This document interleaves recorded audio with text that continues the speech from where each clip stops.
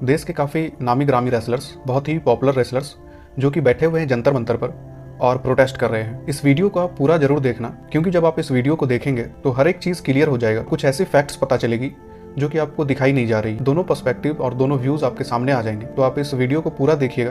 पहले बात करते हैं कि ये प्रोटेस्ट हो क्यों रही है और कौन कर रहा है इस प्रोटेस्ट को। इस प्रोटेस्ट को वो लोग कर रहे हैं जिन्होंने कि इंडिया का नाम रोशन किया है, जिन्होंने कि इंडिया के लिए काफ़ी सारे मेडल्स लाए हैं। इसको लीड कर रहे हैं 3 रेसलर्स, बजरंग पूनिया, जिन्होंने कि 2016 में रियो ओलंपिक्स में देश का नाम रोशन किया था ब्रॉन्ज मेडल जीत के, और तकरीबन इन्होंने 21 मेडल जीते इंडिया के लिए। साथ में साक्षी मलिक, जिन्होंने कि 2016 रियो ओलंपिक्स में ब्रॉन्ज मेडल जीता और 13 अलग अलग मेडल्स जीते।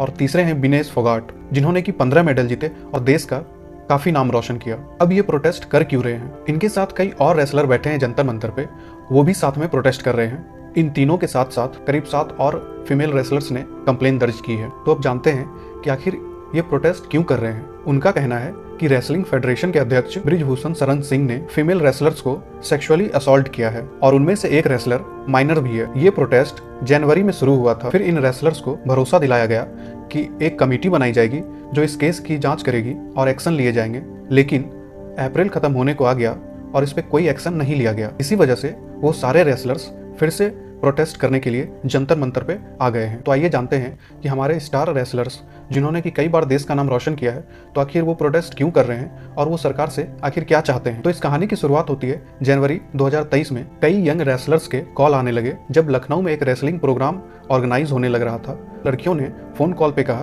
कि यहाँ का माहौल लड़कियों के लिए काफी अनसेफ हो रहा है। यहाँ इन यंग लड़कियों ने यह भी कहा कि रेसलिंग फेडरेशन ऑफ इंडिया के प्रेसिडेंट ब्रिजभूषण सिंह ने सेक्सुअली असॉल्ट किया। ये रेसलिंग फेडरेशन के चीफ ही नहीं बल्कि बीजेपी के एक काफी बड़े नेता भी हैं और वो एमपी भी हैं। और इसके बाद ही ये प्रोटेस्ट शुरू होता है जिसमें कि कई रेसलर्स ने पार्टिसिपेट किया। तो इसके बाद स्पोर्ट्स मिनिस्ट्री ने लखनऊ में होने वाले प्रोग्राम को कैंसिल कर दिया। प्रोटेस्ट के बारे में खबर और फैलती गई और इसमें और भी कई लड़कियां सामने आती गई। विनेश फोगाट ने कहा कि पहले 2-3 लड़कियां थी जो कि प्रूफ के साथ उनके साथ हुए सेक्सुअल हैरेसमेंट को प्रूफ कर सकती थी, और अभी इसमें 5 से 6 और लड़कियां हैं जो कि सामने आई हैं। और उनके पास जो कॉल्स आए थे वो कई अलग अलग स्टेट से आए थे। हमारे sports minister Anurag Thakur, Indian Olympic association के प्रेसिडेंट पीटी उषा इन रेसलर्स से मिली और उन्हें आश्वासन दिया कि उनके इन सारे एलिगेशन पे इन्वेस्टिगेशन होगी। बबीता फोगाट, जो कि एक बीजेपी लीडर है, वो भी उन रेसलर से मिली और उन्होंने भी कहा कि सरकार उनके साथ है और उन सारे रेसलर्स की बातें सुनेंगी। और रेसलिंग फेडरेशन ऑफ इंडिया के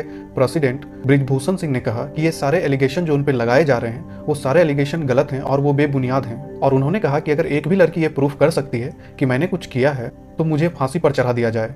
उनका यह कहना है कि प्रोटेस्ट में जो भी रेसलर पार्टिसिपेट कर रहे हैं इसके बाद वो भारत के लिए कोई भी मेडल नहीं ला पाएंगे। और उन्होंने बताया कि रियलिटी ये है कि वो सारे रेसलर कुछ रूल्स के खिलाफ हैं और इसी फ्रस्ट्रेशन में ये प्रोटेस्ट कर रहे हैं। और इस प्रोटेस्ट को कोई एक बड़ा बिजनेसमैन है जो कि स्पॉन्सर कर रहा है। उन्होंने कहा कि सारे रेसलर्स प्रोटेस्ट नहीं कर रहे हैं, कुछ चंद रेसलर्स हैं जो कि प्रोटेस्ट कर रहे हैं। और ये रूल क्या है जिससे कि कुछ रेसलर्स को प्रॉब्लम है, आइए जानते हैं। और इस रूल के मुताबिक अगर आपने एक बार ओलंपिक्स खेल लिया तो दोबारा आपको डायरेक्ट एंट्री नहीं मिल सकती है, क्योंकि आप कितने प्रिपेयर्ड हैं ये तो कोई नहीं बता सकता है। हो सकता है कि कोई और नया यंग रेसलर हो जो कि आपसे ज़्यादा प्रिपेयर्ड हो तो आपको जगह मिल जाए और उसको ना मिले, तो ये तो गलत हो गया ना। यदि आपको दोबारा ट्रायल देने बोला जा रहा है तो इसमें दिक्कत क्या है, आप दे सकते हो। जब हमारे स्पोर्ट्स मिनिस्टर अनुराग ठाकुर ने ओवरसाइट कमेटी फॉर्म करने की बात कही, सिर्फ 4 हफ्तों में ये कमेटी अपना इन्वेस्टिगेशन पूरा करेगी और जब तक ये इन्वेस्टिगेशन पूरा नहीं होता है तब तक ब्रिजभूषण सिंह को अपने पद से हटा दिया गया। इंडियन ओलंपिक एसोसिएशन ने भी एक कमेटी का गठन किया जिसमें 7 सदस्य थे और इस कमेटी को हेड कर रही थी हमारी नेशनल हीरो मैरी कॉम। और ये साल हमारे खिलाड़ियों के लिए, हमारे रेसलर्स के लिए काफी इंपॉर्टेंट है, क्योंकि इस साल ओलंपिक्स का क्वालिफायर्स होने वाला है। तो इसीलिए इन रेसलर्स ने जनवरी में ही अपने प्रोटेस्ट रोक दिए थे और इन्वेस्टिगेशन खत्म होने का वेट करने लगे। जनवरी में जो कमेटी बनाई गई थी उस कमेटी के इन्वेस्टिगेशन के रिपोर्ट के कुछ अंश, कुछ डिटेल्स जो इकोनॉमिक टाइम्स ने पब्लिश किए हैं वो थोड़ा सा सरप्राइजिंग है। इस रिपोर्ट के अनुसार जो भी ब्लेम लगाए गए थे वो प्रूव होते हुए नहीं दिख रहे हैं। पहला, विनेश फोगाट का एक स्टेटमेंट जो कि 2015 टर्की ओलंपिक, जिसमें कि उन्होंने कहा कि ब्रिजभूषण सिंह ने 2015 के टर्की ओलंपिक्स में उन्हें गलत ढंग से टच किया, पर बाद में वो फिर कहती है ये 2016 में हुआ था मंगोलिया में। उसके बाद विनेश फोगाट का एक इंटरव्यू आता है, उसमें पता चलता है कि उनके साथ ऐसा कुछ भी नहीं हुआ है। मैं ये नहीं कह रहा है कि ये बात सच है, क्योंकि ये रिपोर्ट अभी पब्लिश नहीं हुई है, इसे इकोनॉमिक टाइम्स द्वारा छापा गया है। ऐसा ही इल्जाम साक्षी मलिक ने भी लगाया है ब्रिजभूषण पर कि उन्होंने साक्षी मलिक को हक करने की कोशिश की और जब साक्षी मलिक अनकंफर्टेबल होने लगी तो उन्होंने कहा कि वो एक बेटी की तरह उन्हें हक कर रहे थे। इकोनॉमिक टाइम के इस आर्टिकल की माने तो इसी तरह के कई और ब्लेम्स हैं जो कि लड़कियों ने बृजभूषण के ऊपर लगाया है, पर इकोनॉमिक्स टाइम्स ने यह कहा है कि इस रिपोर्ट में ऐसा कुछ भी प्रूव नहीं हुआ है।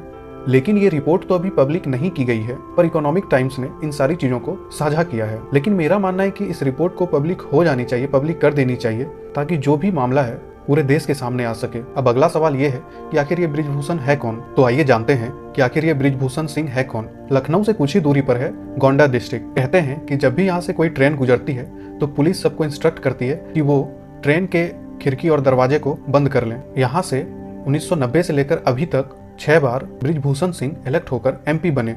गोंडा के लोकल लोग कहते हैं कि यहाँ पर बृजभूषण सिंह इतने स्ट्रांग हैं कि इस बात से कोई भी फर्क नहीं पड़ता है कि वो कौन सी पार्टी से इलेक्शन लड़ रहे हैं। पार्टी का सिंबल बस एक सिंबल होता है उनके लिए। वहाँ के लोग बृजभूषण सिंह को ही वोट देते हैं। जब वो जेल में थे तब उनकी बीवी ने इलेक्शन लड़ा और जीत भी गई।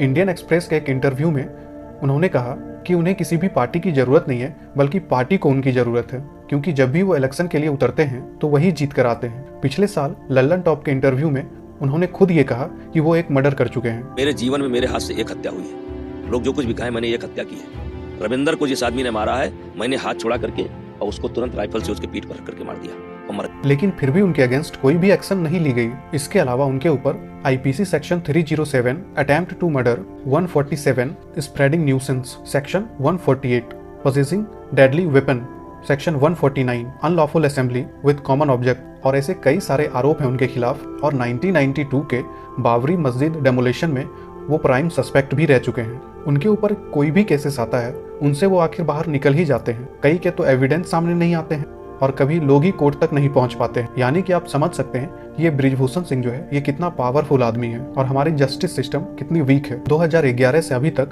वो रेसलिंग फेडरेशन ऑफ इंडिया के इलेक्शन को जीतकर प्रेसिडेंट बनते आए हैं। 2019 में उनका एक वीडियो वायरल हुआ था जिसमें कि वो एक यंग खिलाड़ी को थप्पड़ मारते हुए नजर आ रहे हैं। आपने दंगल मूवी देखी होगी।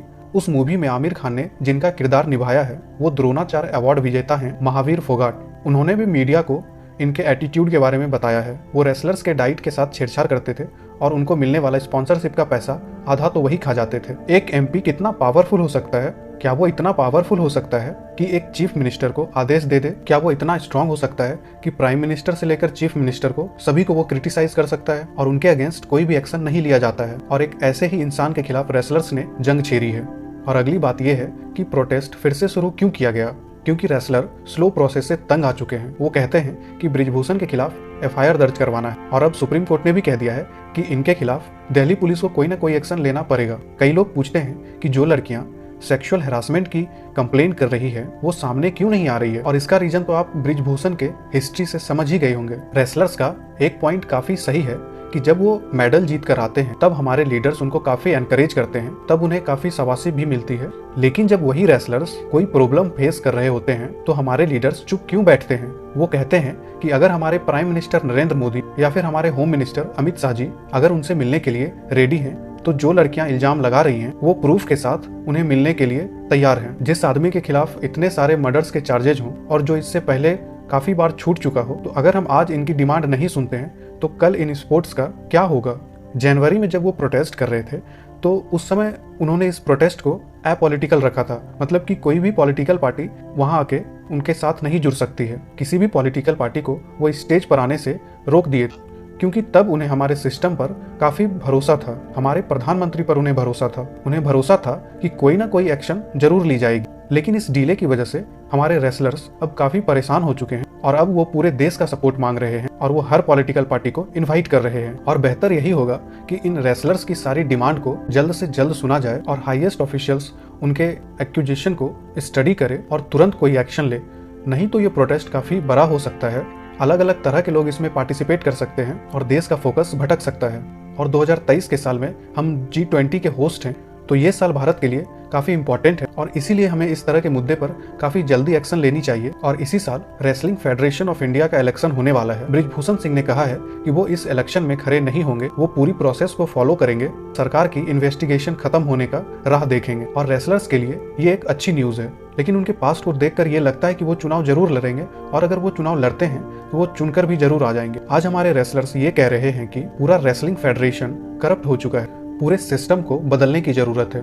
तो कंक्लूजन ये है कि भारत दुनिया का एक बहुत ही अमेजिंग कंट्री है। जिन लोगों को हम लोग एक दिन हीरोज मानते हैं, वही लोग जब रास्ते पर उतर आते हैं तब हम उनकी बात नहीं सुनते। सोचिए, इस केस में तो ये रेसलिंग के स्टार्स हैं, ओलंपिक्स में कई सारे मेडल्स इन्होंने जीते हैं, इसीलिए मीडिया और कई सारे नेता उन्हें सीरियस ले भी रहे हैं। लेकिन अगर ये कोई अनजान एथलीट्स होते या फिर नए एथलीट्स होते तो क्या आपको लगता है कि उन्हें कोई सीरियसली भी लेता? हमारे देश में सिर्फ 17% औरतें वर्क फोर्स का हिस्सा हैं। यहाँ हम जनरल वर्क फोर्स की बात कर रहे हैं, स्पोर्ट्स की बात नहीं कर रहे हैं। यानी कि आज भी 2023 में भी लड़कियों का घर से बाहर निकलकर काम पर जाना टैबू टॉपिक है। तो सोचिए कि एक मेल डोमिनेंट स्पोर्ट्स फील्ड में लड़कियों का क्या हाल होगा। स्पोर्ट्स जो कि एनीवे एक मेल डोमिनेंट फील्ड है, वहां से ऐसी सेक्सुअल हरासमेंट की खबरें आने लगी तो क्या कोई भी पेरेंट्स अपनी लड़कियों को स्पोर्ट्स में भेजेगा? और अगर कोई स्पोर्ट्स में जाएगा ही नहीं तो हम मेडल कहां से लाएंगे और भारत आगे कैसे बढ़ेगा? क्रिकेट से लेकर रेसलिंग तक सारे स्पोर्ट्स के फेडरेशन के हेड पर एक पॉलिटिशियन ही क्यों बैठता है? क्यों ना हम एथलीट्स को ही हेड बनाएं? क्योंकि एक्स एथलीट्स को सारे प्रॉब्लम्स के बारे में पता होता है। जो प्रॉब्लम वो फेस कर चुके हैं उन्हें वो सॉल्व भी कर सकते हैं, पूरे भारत के स्पोर्ट्स को बेहतर बना सकते हैं, और वो भी किसी पॉलिटिकल एजेंडा के बगैर। प्रॉब्लम कहाँ है, गैप्स कहाँ पे हैं, ये सारे सवाल हमें गवर्नमेंट से पूछनी चाहिए। क्योंकि जितनी खुशी हमें इन एथलीट्स के जीतने पर होती है तो उतना ही दुख हमें इन्हें रास्ते पर देखकर होना चाहिए। अगर आपको ये वीडियो अच्छा लगा तो इस वीडियो को लाइक कीजिए और चैनल को सब्सक्राइब कीजिए।